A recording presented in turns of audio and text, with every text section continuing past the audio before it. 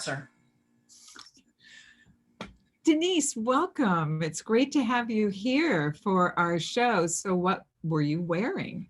And as you know, as we've talked about, this is a show all about love and how you met your first love. And exactly, of course, we want to know what were you wearing and how did it all unfold? So Denise, welcome. And please share with us what the first step was in falling in love. Well, thank you, Heidi, for inviting me to your lovely podcast or YouTube. Yeah. I love the topic that you're covering, and mine is a longer story than most, I would imagine. I met my husband when I was 13, and he was 14. And we weren't 13 and 14 for that long. It was like 3 weeks between our birthdays. I was in 9th grade, and it was in 1972. Oh my goodness. When we very first met, I can only vaguely remember what I could have been wearing. Oh, tell us. What do you think you were wearing? In 72, think about the 70s. Right. Mm-hmm. Most like it was jeans and my grandmother's vintage top, which was a suit jacket that was a very interesting green color. It was a thicker fabric. Mm-hmm. It was, and we met in ceramics class. I was in 9th grade and my husband was in 10th grade at mm-hmm.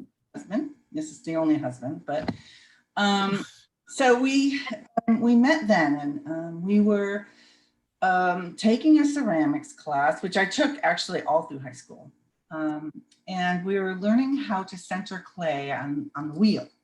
Mm-hmm. Wheel, and yeah, that's a big deal. That's an art form in itself, just centering the clay. Yes, and learning how to center is one of the first things you do on the kick wheel. And I looked over, it's the first time I laid eyes on him, and he had the most piercing blue eyes and amazing lips that I could remember. I mean, and I was floored immediately at the age of almost 13. Mm-hmm. And it was chemistry immediately. And so there you were, yeah, in the ceramics class, and there was a lot of other people around you as well. Other students, of course. You're sitting there, and say, how far away from him were you? 3 feet. Like, how much? 3 feet, maybe. 3 feet. So you were right next to him then. Yes. Right. Ceramics class. Okay, I'm just trying to get the sense of what it was like when you met. So 3 feet away, you turn and you look at him and go, "Oh my goodness! Oh my God! Yeah. Oh my God!" It was a defining wow for me.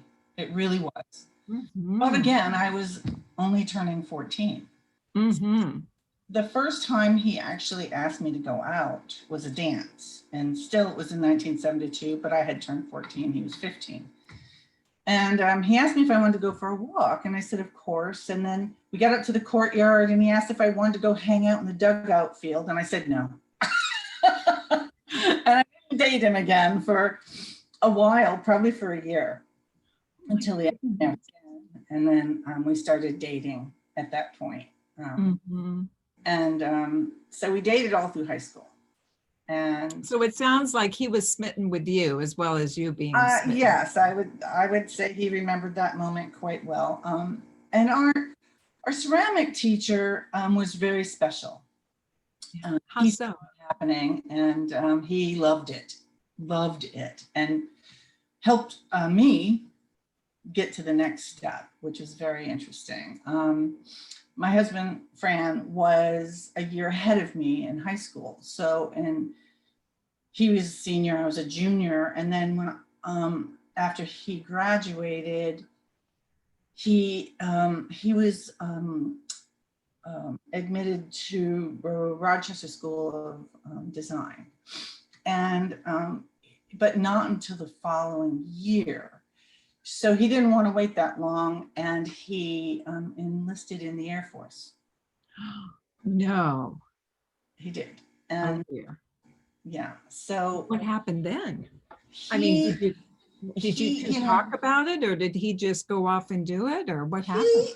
No, he made the decision without discussing it with me. And he was only 17 when he made the decision. His mom had to sign a waiver, and he told me that he was accepted into the Air Force and that he said pretty much goodbye. And because he thought he was going to be gone for 4 years and didn't want to hold me up. And I was heartbroken. I was so devastated and had to finish, my senior year of school, high school. Oh my God, without him. Oh my goodness. And it was rough, but I decided I was still going to write to him. So I got his address from his mom, and I just wrote him a letter every day. And then he started writing back. Every day.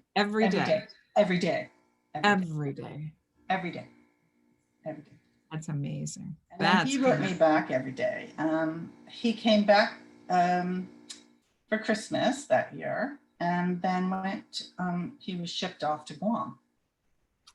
Oh my goodness. So he then was stationed there for 2 years, and I finished high school, and he called me one evening, and he was very upset, and I guess one of his fellow soldier people had gotten a Dear John letter and tried to commit suicide, and it was a good friend of Fran's, and it just very much upset him. And so he called him to make him feel better. I told him I was coming, and he couldn't stop me from coming. And I just really told him that so he'd feel better. I really had no intention of going because it's to Guam. Going to Guam. I wasn't even 18 yet. Right. And I turned 18 in like 3 weeks. And so he called me a day later and said he had an apartment for us all. He had everything, and he called me on it. And I had to get a ticket.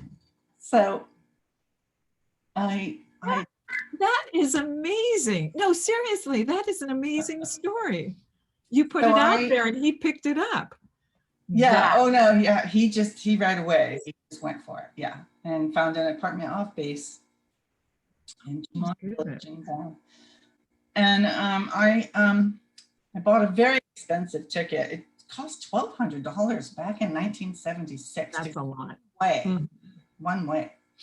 And I was on standby to get there. And here I am, I just had turned 18 by the time this all occurred. And I'd never flown before. And what did your parents say about all this? I mean, they wouldn't go to the airport with me. My mother, my now mother-in-law, who's since passed, but she brought me to the airport. And it was, when I think about that, being just 18 and never flown and never left home, or the state of Vermont almost, it was very brave, but I was in love, and love stopped nothing.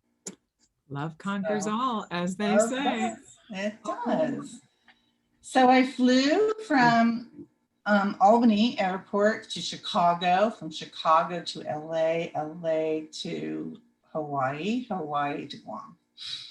And by the time I got there, I didn't know what day or time it was. It's very confusing. It takes a very long time to get there. And when I got there, it had just rained and there was a full moon, and the island, the airport's at the top of the island, and you can see the ocean all around you, but the palm trees had this glisten of water from the moonlight, and it was the most incredibly romantic thing I think I've ever seen in my lifetime. That and the fact that Fran was clinging to the fence, the chain link fence, waiting for me to come off this ginormous airplane. You don't know how big the airplane is because you go through the people walk and you don't know. Yeah.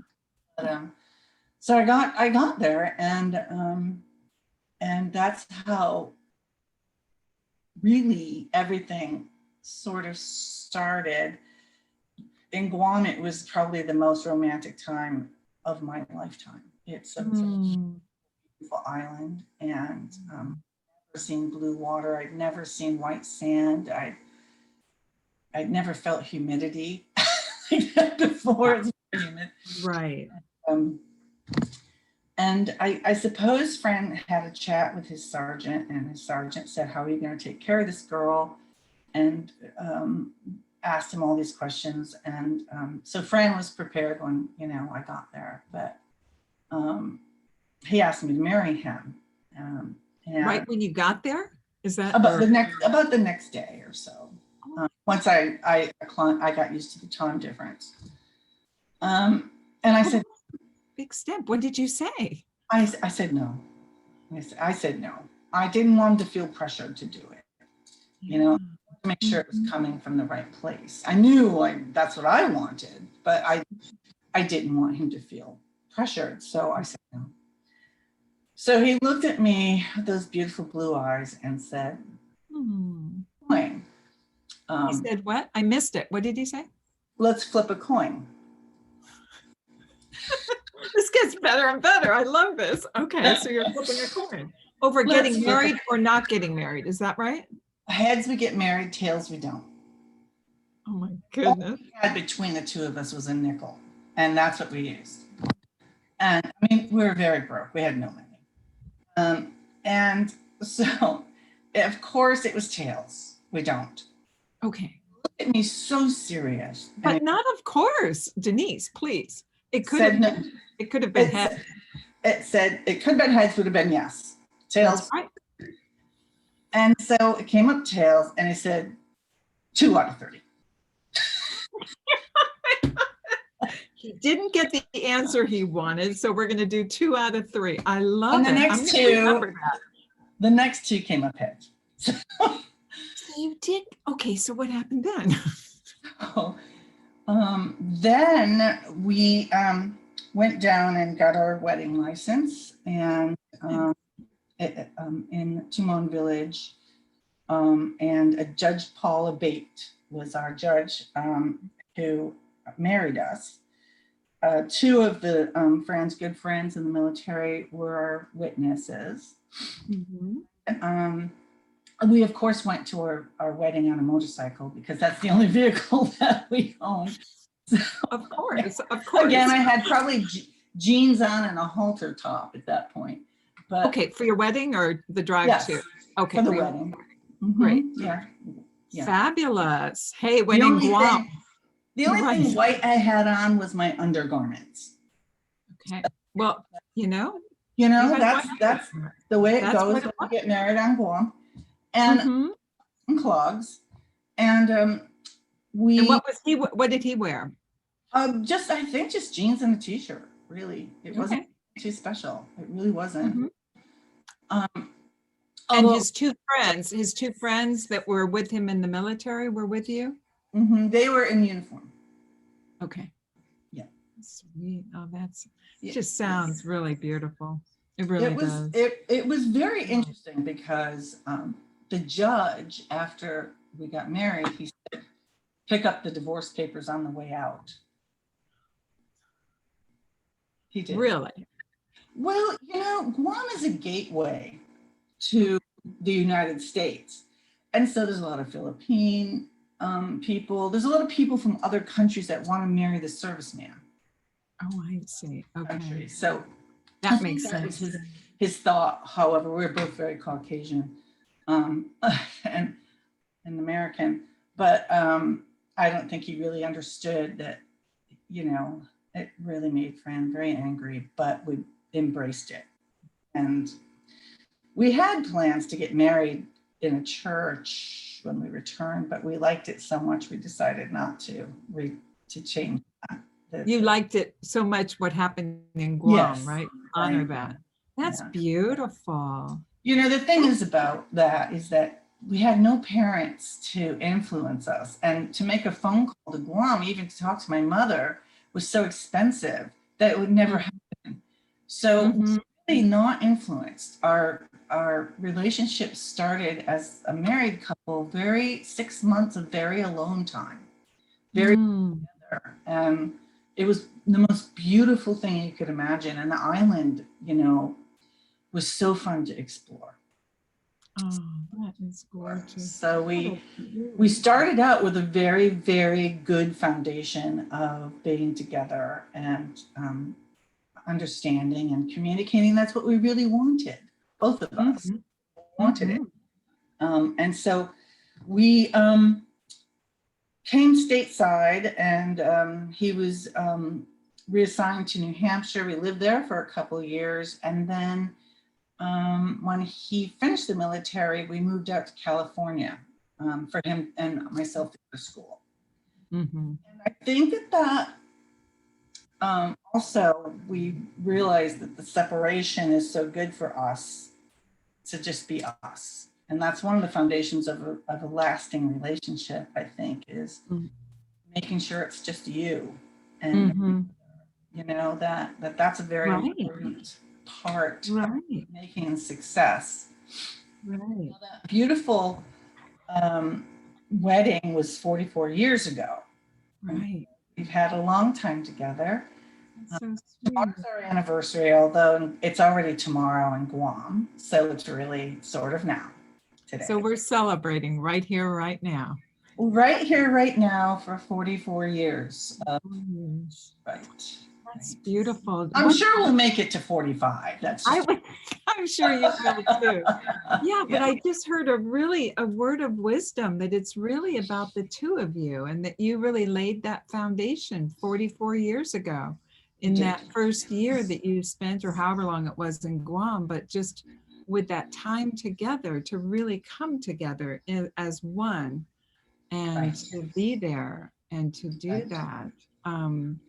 That's a great lesson to learn early on, and to not have no family pulling on you, right? There's usually always, you know, this pull, that pull, career pull, you name it. There's a zillion pulls, and you are out of reach from all of that, right? Based on where you were. Well, in Guam, of course, yes. There was no influence at all. The parents didn't even know we were getting married because we wrote the letter, but it takes a very long time to get there from Guam.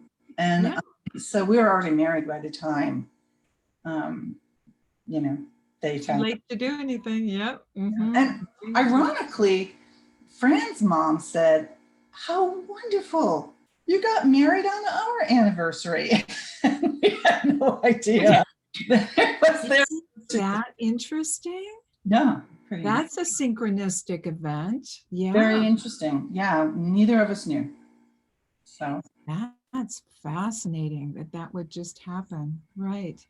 So, yeah. It's very, you know, I have to say that getting married very young has its challenges.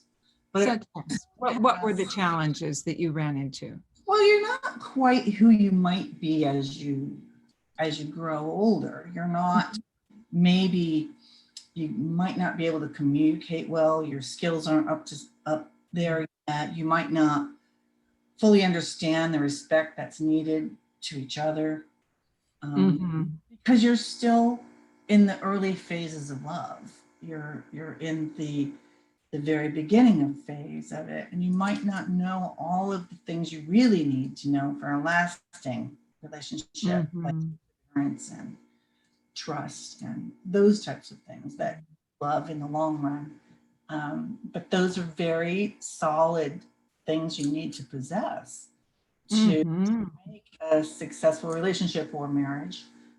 For anyone to have those qualities, because you're individuals. I mean, he's an artist. He's a very creative artist, and he's a photographer, and he's very, very visual. And am the opposite. And I'm very logical, and I see things very straight on, where he can see wider than I can. And to understand those things about each other takes a long time, not just that's for sure. And especially if you're young, it takes a while to get all that under your belt before you can move into a deeper, longer lasting relationship. The deeper waters, right? The deeper waters that require more skill, more, you know, engagement, more knowing what to do when things go sideways, right? When things don't go the way they're planned, and when circumstances occur to one or the other of you or both of you, and how do Right. you sustain that beautiful love that you have going in and nourish it right along the way Right. through these challenges? So Right. how did you do that? Was it just really living through the, the days, the weeks, the months that occurred, or what do you think? I think that a lot of the success has to do with having good communication on what our life goals are. Mm-hmm. But in addition to that, we spent an enormous amount of time together, but doing really fun things to that we both wanted to do. For instance, I was at work here in Santa Barbara. I used to work out on the wharf, and he arrived with a blow up globe, and he said, A blow up what? A blow up globe. globe. A Okay, so globe of tell the, me, what's that like? Is it's it a like a globe, balloon? Oh, like a balloon oh, of the world, but it's a a blow world up globe. globe. Got it. Yes, got it. I'm with And you. at lunch at my work, and presented me with 2 tickets around the world. No. Oh my Yes, God. we took a trip around the world. Oh my goodness. Oh So my. Well, it was really fun. that's impressive and fun and creative and everything else. And Yeah, again, that is just us two, right. just us Yeah. experiencing each other, and taking the time to see the world, and experiencing so much culture. And there was just a wonderful surprise. And those are the kinds of things we did to create a strong foundation for us as a, Mm-hmm. and that was just a life-changing experience that you can't get. Mm-hmm. You can buy a ticket, but you can't buy those experiences. Mm-hmm. Those are the kinds that we traveled a lot. We did a lot of traveling when we were younger. And then when I turned 30 and he was 31 is when we decided we wanted to take the next step and have a child. And that's, we had 12 years together before that decision was made. So Mm-hmm. we had a very strong bond and knew exactly what we wanted and planned what we wanted. And Mm-hmm. I attribute all of that to making it for 44 years. So far. Absolutely. I know, and counting, right? And counting. Yeah. Right. Yes. I'm kind of excited. What I'm thinking of right now is thinking, I wonder what time she got married on Guam. Is it 1 o'clock? Was it 1 o'clock? Was it 3 o'clock in the afternoon? And it doesn't matter, but it's just kind of what a beautiful thing. And there's something special too about 44. It's a special number if you're into the numerology, which I couldn't tell you what it means, but it's meaningful. And then to take that step, here you've established your foundation, right, of your relationship for 12 years. You've been together. You've really taken the time to deepen and to know each other, in ways that don't happen easily usually, but through both of you, you're just navigating that. And then to take the next step to have a child together, to Yes. further, and that's always, that can be tricky sometimes after spending time by yourself. And so, so what happened there, if you want to share a little bit more? Of course. We had, my husband went to photo school out here in Santa Barbara, and I went to school as well. And when we were finished, we promised each other that we'd always come back. But Fran wanted to go to New York City to pave his photo way. And so we both agreed that would be the best thing to do. So after the trip around the world, we flew back here, sold everything, and drove and found an apartment on Park Avenue South, and made that our home. And that's exciting. That's a big move, right? All of our moves have been that way. it was exciting. We had been to New York several times. We knew what we were getting into. So, but it was a very exciting time for us to live there. Yeah. On our way to New York, I told Fran that to learn the business, I wanted to work for a very famous established photographer, and he thought I was nuts. He thought it's not going to happen, and but it did. So I ended up working for a very famous photographer on Fifth Avenue, and a beautiful there. And I was their accountant, his accountant, and met many celebrities and met some fabulous, fabulous people. Of course, we want to know who it was, but I won't ask unless you want to. I can tell you. His name was Bill King. Okay. Bill King. Wow. And he was a pioneer in the white backdrop, and he was a huge influence on my life. He just New York was altogether a huge influence. It was just completely different than anything we had lived yet before. We really pretty much grew up in New York, and that's where we lived when we decided to have our daughter. And so I was 30, Fran was 31 when we decided we wanted to try, and I was 31 when I had my daughter. Congratulations. It was a big decision, but we did the right thing to do because we felt it so strongly. We'd see babies. We just, all of a sudden, it was like seeing a puppy. We saw babies everywhere. You know, it just was fun.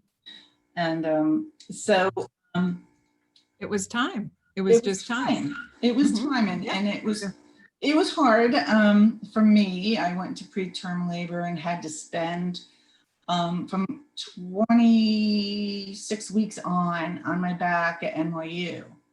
So that second, it was just too hard, but she came out perfect. So it was a group effort. Yes. And, a group effort.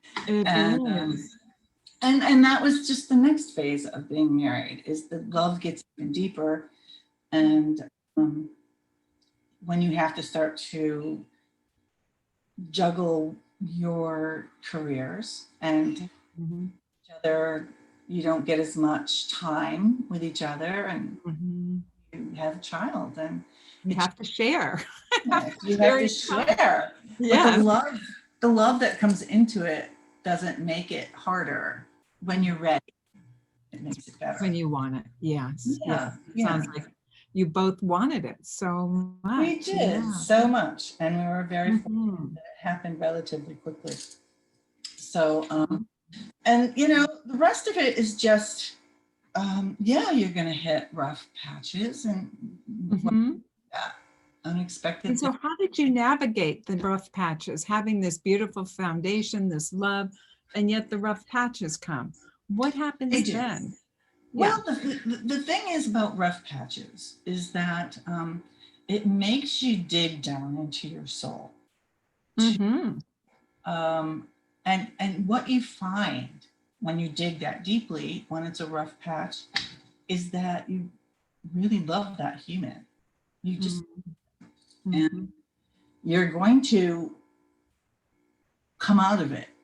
You're going to come out of the rough patch. Financial problems are the biggest difficulty, I think, in a relationship, and money can't buy love. Money can fix things, but it can't buy love. So you make sure that you have that, and you can get through almost anything. So that's the heart of it. But sometimes digging to find that truth can be, wearing. I can only, yes, I would imagine so. That it is very wearing, and that you dig and you dig and you dig. And you're hoping to get to the other side of it, so there's a trust that I'm hearing, a trust that, trust that, it's not, it is what's going on right now. Maybe it doesn't look so good, but you dig deep, you trust, and you keep going. So that's what I'm hearing, is that based on the love. Is that right? The equation that I use is communication plus trust plus respect. Okay. communication plus trust plus respect Yes. equals Love. equals getting to the other side, maybe. Yeah. Yeah. Okay. And love it. And if you love each other, you have everything. It doesn't matter. I mean, when we lived in Guam, we ate what we called Guamanian goulash, and it was in chunky soup. That's all we could afford. Right. But and it was delicious, I'm sure, because it was the two of you sharing it together, right? Frank just bought some for our anniversary. Did he really? Oh, yes. He is. I'm telling you, you two are quite a combo. That's amazing that he did that. So there you go. That's how special it is. So you remember those times, right? You remember the challenging times, right? And in a way, those are from just that little vignette that you tell me right there. That's in a way what makes it special is having made it through those types of times when things weren't so perfect. And yet here you are today, You look back at them though as perfect. Exactly, because it was perfect, because that's what it was. Yeah. Yes, it certainly was. No, it's so true. It's so perfect. It really, really is. Yeah, my little nephew broke something in my place, and it's more precious to me now than before he did, because wabi-sabi. Yeah, because it's something that I know that is special because he touched it. You know what I'm saying? Oh, of course I do. Well, the Japanese, they keep everything they break, and the more broken pieces that are glued together, the more valuable it is. Interesting. I didn't know that. That's fascinating. Right. Is that the wabi-sabi that you said? Well, wabi-sabi is more like when it's wonky. Okay. I think they actually have a real name for it when it's been glued together so many times. I'm not sure that it's wabi-sabi. I think it's actually a different name for it. But, check that out. Yeah. So then, are there any other little stories or vignettes that are circling in your mind that you want to share before we wind up with your what you want to share with our viewers that are the things that you've learned and hopefully will help them too? Well, I think that people who are looking for love, once they find it, the most important thing is that you understand your partner and what their goals are, what their interests are, and to be as supportive as possible, because that enriches your relationship.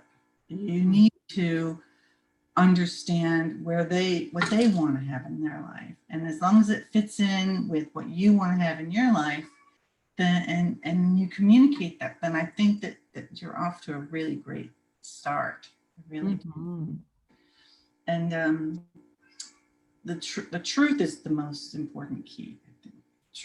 To be truthful, really. To be truthful, right. And to share goals, to be truthful with one another. You had said to communicate, very important, and to have respect, right? To have respect. Sure. Chemistry only goes for so long. I mean, sure, you may start out with it, but you may continue it, but it's not going to get you longevity. Chemistry alone. I hear you. No, those are great wisdom points for everyone to follow, and wherever you are in that spectrum of relationship, right? To be able to tune into that. Yeah. Right. Because it's always a flow. It's like the river, we're on the river of relationship. Don't get me wrong. I haven't lost any chemistry here. I didn't think so. No, I don't think so. And it's not, it's different, obviously different than it was 44 years ago, or maybe not, maybe it's exactly the same. And so it's that can live forever, I believe. And yes, I know it's a different world. It's definitely a different world. And I know that our young ones, well, they definitely live in a world that is nothing like the early 70s. Yeah. Or so 80s. Tell our viewers a little bit about how you've sustained chemistry, because that's the magic. That's when I think back to the first part of your story when the two of you turned and saw each other for the first time. And that, you know, I mean, sparks must have just flown in that room, which obviously they did. And as you made the clay, it brings that movie to mind. Who is the movie where she's making the clay? Yeah, Patrick Swayze and Demi Moore. There we go, that one. Yeah. So it's just, and so here you are. What, I mean, if you could share words of wisdom around that, that would be pretty special to keep that It's really spark alive. It's really hard because we were so young that we didn't have the experience of forging a relationship. We certainly didn't. And Fran definitely didn't. Fran's father was 70 when Fran was born, and his mother was 29. They were from New York City, and they moved up when he was about 6, I think, 5 or 6. Their dynamic was very different than my family dynamic. They were very urban, and I couldn't have been more suburban. I you know, or even more less than suburban. I grew up in a dairy farm, and right. Little contrast here. Huge.